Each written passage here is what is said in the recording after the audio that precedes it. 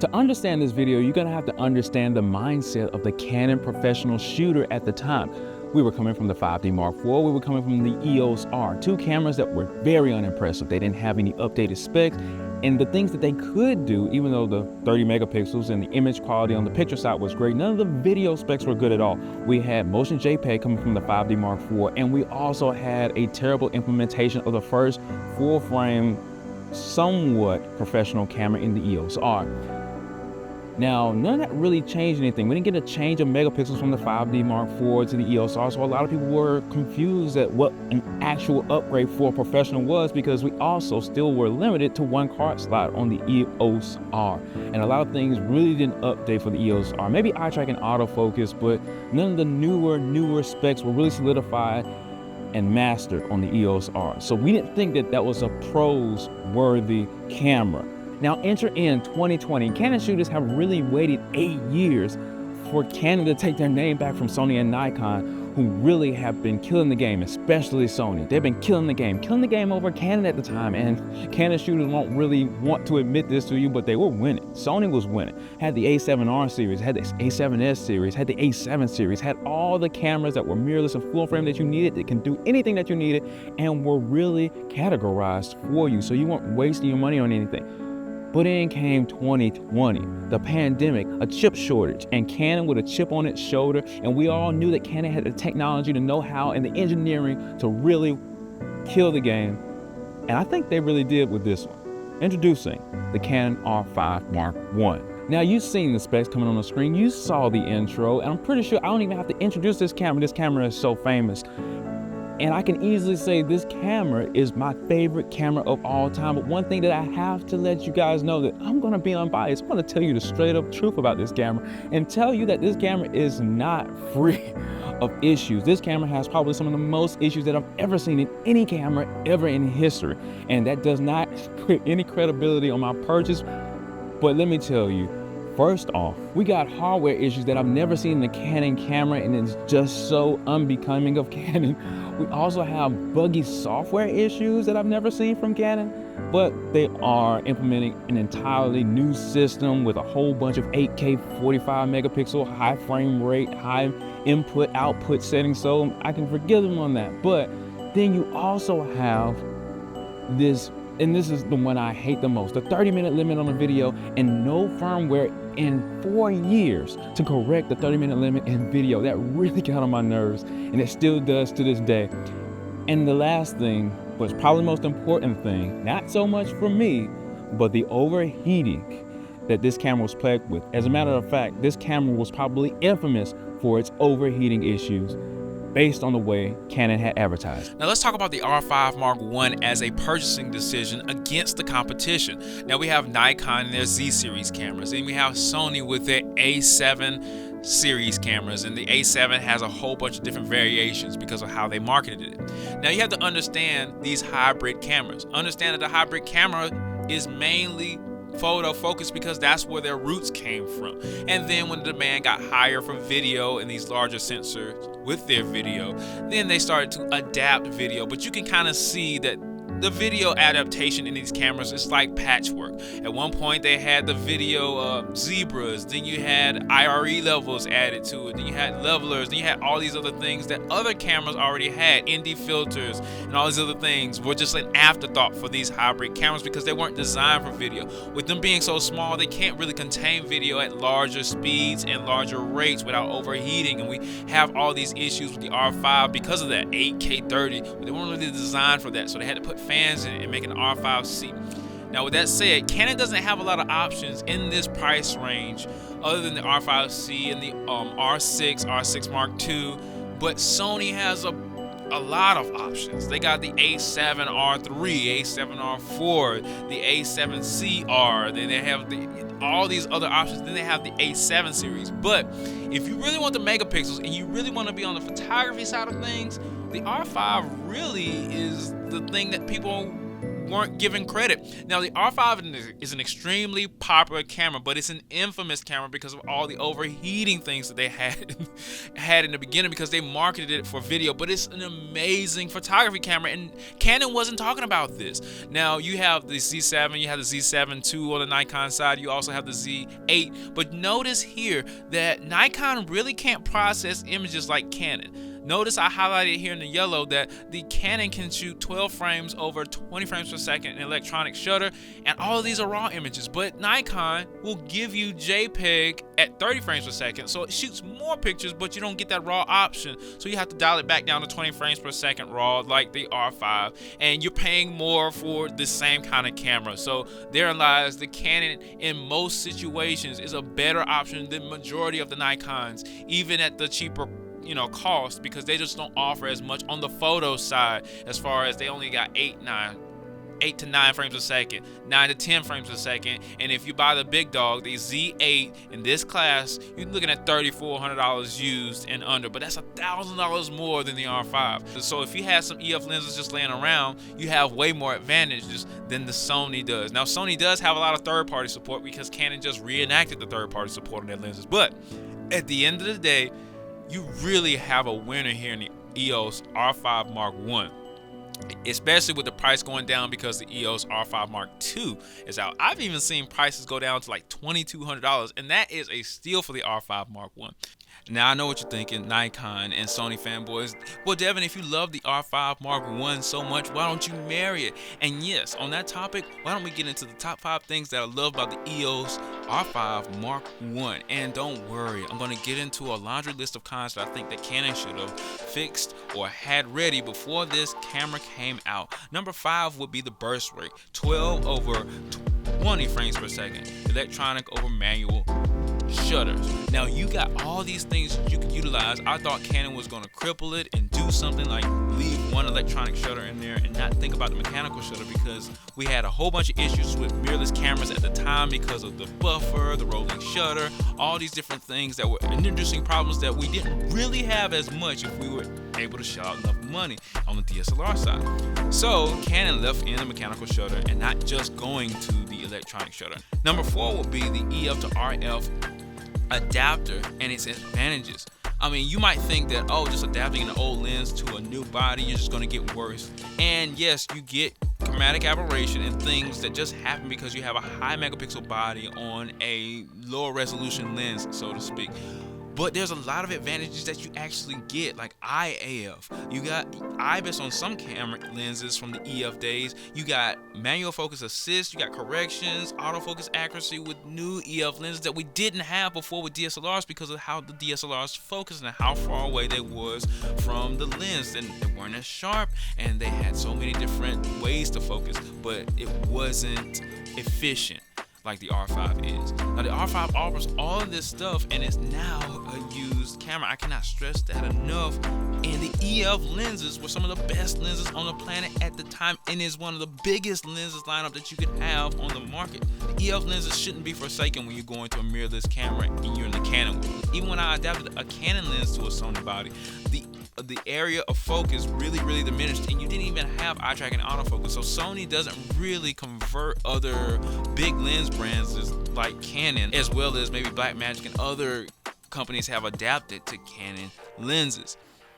The next thing that I have on my list is the various flavors of video that we get to use, with all the way up to 8K. You know why? Because we were complaining about this stuff, and of course Canon always wants to make a big splash in the market.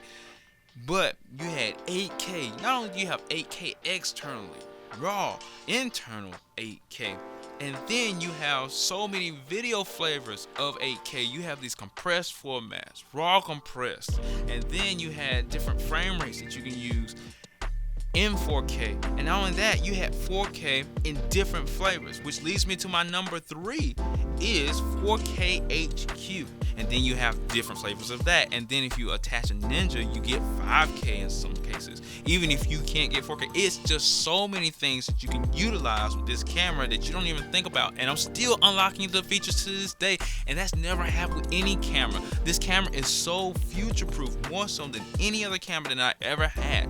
And then my number one thing that I love about this camera more than anything else, the CF Express Type B card that they use, because that's better than the CF Express Type A and better than any SD card. CF Express Type A is what Sony uses, and I believe Nikon uses a CF Express Type A, but they're slower. I think they're more expensive. CF Express Type B is actually cheaper than some SD cards in a lot of cases, depending on the speed and the capacity ratio. The workflow is so much faster. Honorable mention goes out to the eye tracking autofocus of the R5. Now, you had dual pixel autofocus that had face tracking in the 80D to 90D and the later DSLRs from the Canon world, but you now have that included and upgraded on the R5. Now it can track eyes, not just faces. All right. Let's get right into the cons. And one of the first cons is 120 frames per second is baked in and no audio. That really got me because it pre-processes the 1080p 120 and it slows it down already. So you don't really have a lot of timeline flexibilities that you can utilize this video in, and it just kind of just is what it is. Once you get it straight out of the camera, you can't really do much to it without damaging something. You don't have any sound, so you have to record audio separately and then slow it down and to do all this time remapping to make sure everything's, no, I'm not doing all of that. The 4K 60 is soft, like I said before, and there's no high quality, high frame rate selections that you can utilize, and that wouldn't be such a big deal if Canon didn't separate the video quality. They got low quality this, but high quality that. So that leads me to believe that I need more options in high quality versus low quality, and they just don't have options for everything like that. And that's mainly to separate what you want to do versus the cons. Because if you go to 4K HQ, you then have overheating issues, and that's why they have to separate it. You get the quality, but you don't get the performance and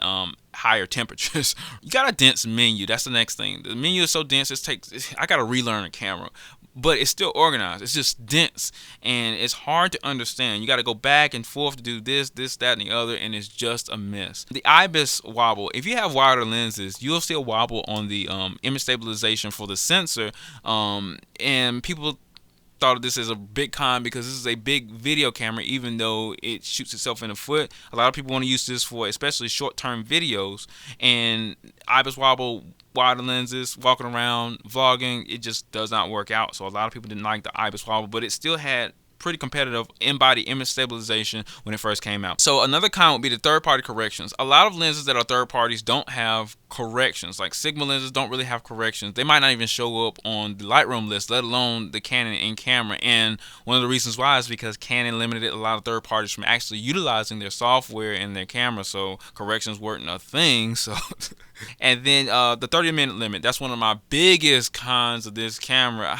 This camera really should have had the 30 limit off, but the 30-minute limit when the R7 came out was gone. It was just gone. R6 Mark II, it was gone, and the R6 Mark II didn't come out that much later than the R5.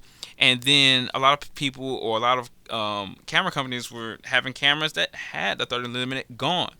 And so I was very frustrated that that's one of my biggest gripes with this camera is the 30-minute limit. But of course, the R5 overheating, and it was just a convenience that I think that Canon was like, oh, we just leave the 30-minute limit in there. And then what? Next year, year and a half later, R5C, bang, no 30-minute limit. It's like, oh. It's like now you got to buy the R5C if you just want to get past the 30-minute limit. Canon could have done more with that with the R5 Mark I.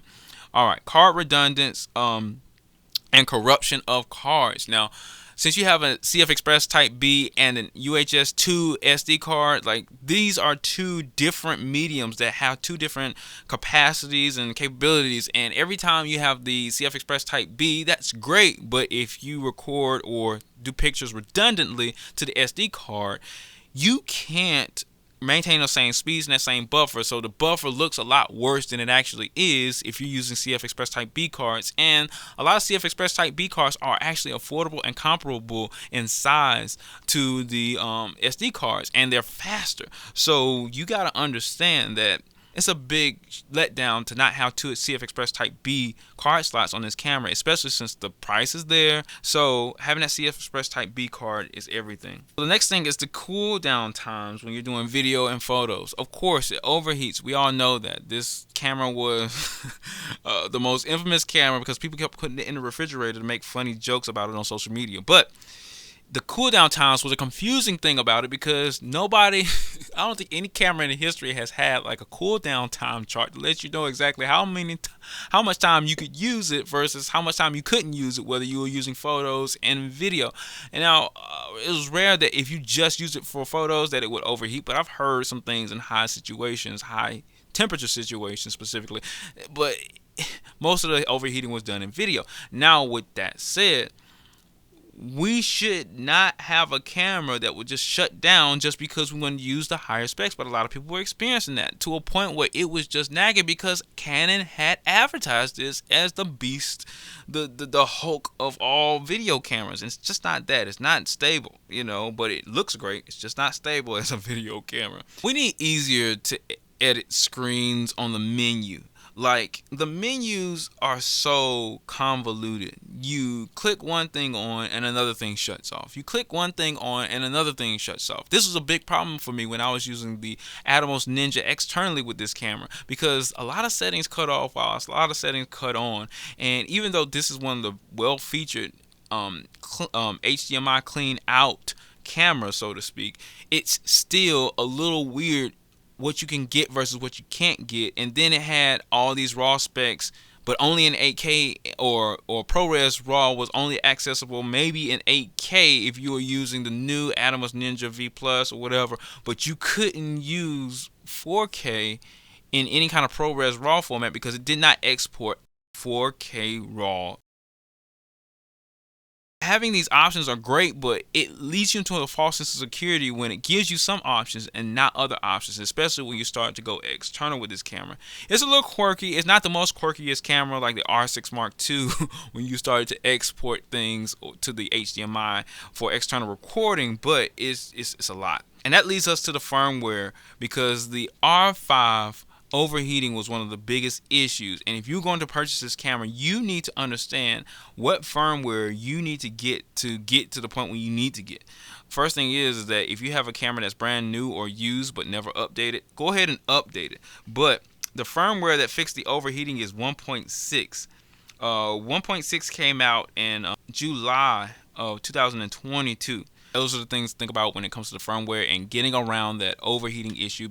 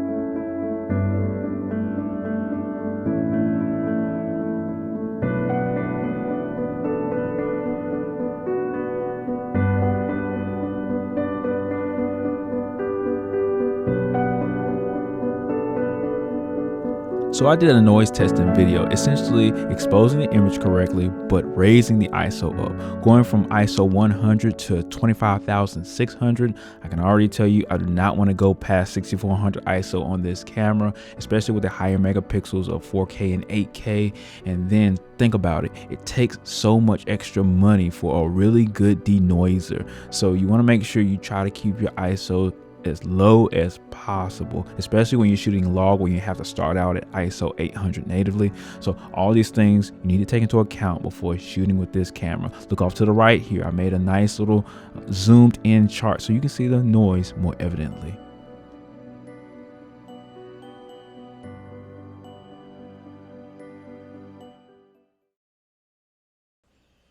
At the end of the day, if you're a photographer, get the R5, especially if you are upgrading and you have not gotten a good Canon camera in a while. It is a good Canon camera. It is definitely not perfect. Trust me, all the things that I labeled out, there's even more little quirky issues that you may have not thought about, like, you know, cheaper cards.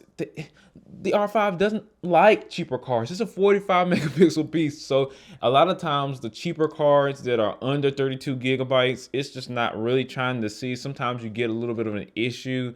If you don't write to the cards correctly, you could get a corrupted card, or more often than not, you'll get cannot, you know, read this card, or the card is locked, or whatever, some kind of an error code before you even start photographing in the day. So definitely check up on the cards that you use. Only use trusted cards with this camera, because this camera, even on the higher end side, with the 1 terabyte, and I think they even go up to 4 terabyte CFXTV type B cards, there's only certain brands that work. So you have to keep your firmware updated and make sure that the camera is running correctly. But if you're a photographer and you can do all that stuff, which you really have to do in a certain way already, then you're good to go. The R5 Mark I is a perfect photography camera for anybody trying to upgrade from the 5D Mark III, maybe the 5D Mark IV, 5D Mark II, definitely anything under those cameras, upgrading from it, even the 7D Mark II. The R5 is a great upgrade because it's a high burst rate, high megapixel beast, and it does a lot of things that Canon, you know, was trying to implement that didn't really polish in the 5D series. So it's a great upgrade. But when it comes to video, guys, professional video is just not there. It's like the Incredible Hulk of all cameras. One day it's Bruce Banner, one day it's the Hulk, one day you need the Hulk, one day it's like he doesn't know what it wants to be sometimes. It's not ready, and it has to be in a perfect situation for you to get just enough out of it to say that it's great. But I want to say in general, it's a powerhouse when it comes to video. You got 8K, you have raw formats in video, you have a whole bunch of log formats, things that you can put LUTs on and get some beautiful, beautiful looking images, some of the best looking images in the world. Remember, guys, when you're looking at two images, whether it's video or photo, you don't really ask what camera took those images, and you can't really guess what camera took those images. So you have to really, really think about it. Unless you're a real big pixel peeper, you won't really notice the difference between two images unless you have to crop a lot. That's where the R5 is great, because it has 45 megapixels. Now, for those of you who don't, price is not an issue, you just want the specs, get the R5 Mark II. I'm pretty sure it's great. I haven't used it yet, but I heard it has some quirky issues too with the new battery and shooting 4K at 24 sometimes. So you have to upgrade that firmware, because I think they fixed it, or they are fixing it right now. Pick your poison. But for those of you who want a surefire answer about, is this the camera for me? Should I buy this camera? Should I spend $2,500, $2,600, $2,800 on an R5 Mark I instead of buying the R5 Mark II? I don't know. I don't know your situation. But I do know, for me personally, I was coming from the 5D Mark II. The 5D Mark II without a rate button, without 45 megapixels, with a CF card, the original CF card. There was no fast throughput like the CFXTV Type B card. There was no recording a video without doing the manually focusing. You could auto contrast based focus, but once you hit that record button, you couldn't do any of that stuff. So yeah, it was good at recording video, it was good at taking pictures, but it didn't have the functional differences that the R5 has. The rate button has changed my life. Now, if you were at a 5D Mark IV, you already got a rate button. You already got a whole bunch of these things. You got autofocus in video, AI servo in video, or autofocusing in video continuously. So there's a whole bunch of things that matter to you that I don't know. So real quickly, guys, we're in Lightroom. We have two raw images from the Canon R5 Mark I. We have one that's 3 stops overexposed, and we have one that's 3 stops underexposed. And I recovered the shadows and highlights on both, and we're looking at them side by side. So you really can't tell the difference until you understand which one is which. So this one was the underexposed image, and I raised it up. Look at the noise. This is at 100% here, but the noise is a lot finer, a lot less noticeable here on the overexposed image, and brought back down to an equivalent exposure as this one. You know, at a reasonable exposure, it looks a lot rougher. So my thing is, underexpose the images. If you can, try your best to underexpose the images and recover them in post. Your raw files will work out just fine. This is some of the best dynamic range Canon has ever had, as far as a leap from the last generation of cameras. And it's really brought them in line with Sony and Nikon and all the competitors here. This is just for image quality for pictures, stills. So I did an R5 JPEG test for different ISOs. I went from ISO 100 to 25,006. And what I've noticed from going through all those ISOs is that I wouldn't use any of these JPEGs past 6400. Now, if I went past 6400, I'll probably just take that JPEG out. But on top of that, if I shot it at 6400, that's assuming that I got everything right. White balance, exposure. But I noticed that the white balance is already kind of orangish, warm, with a little bit of hint of magenta. And you really can't get that out as much as if you were to shoot raw. Now, I'm used to shooting raw on this camera, so I don't necessarily have that problem all the time. But if you were shooting JPEGs with this camera, you would get that warmish magenta color cast with these images, and you can't get it out because you're shooting JPEG. But on top of that, you really have to watch what situation you're in. If you're not going to custom white balance, you might want to go ahead and tune your white balance. Now, you have two separate white balances. You have ambient white balance, and then you also have white priority white balance. And white priority is supposed to give you a cleaner white look, more neutral. But it seems as though the R5 is still tinkering with its algorithm, or Canon is still tinkering with the algorithm to try to really perfect that, because that's more of a new style white balance where you can make white the priority. But it's hard for the camera to tell what's really white a lot of the times. It really chooses the middle ground with the hues and the saturations, and I feel like it gets warmer and a little bit more magenta than usual. So make sure, if you can't shoot raw, to really dial in that white balance. And you want to also dial in your exposure, because anything past 6400 I would not use, wouldn't give to a client.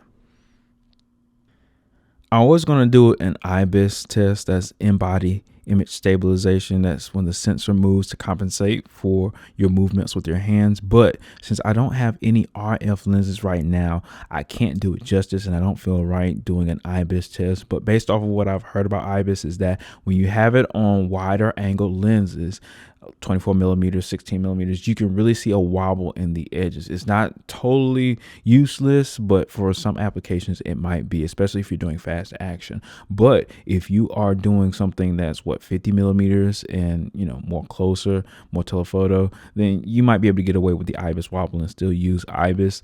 I'm Devin with CFX Studios TV. Thanks for watching. Like I said, put your comments in the boxes below. Let me know what you think. What are you dealing with? And I can tell you, based on my own opinions, whether I think you should buy the R5 Mark I or not. I've been using it for almost 4 years now. I will see you in the next video. Like, subscribe, comment. I'll see you there.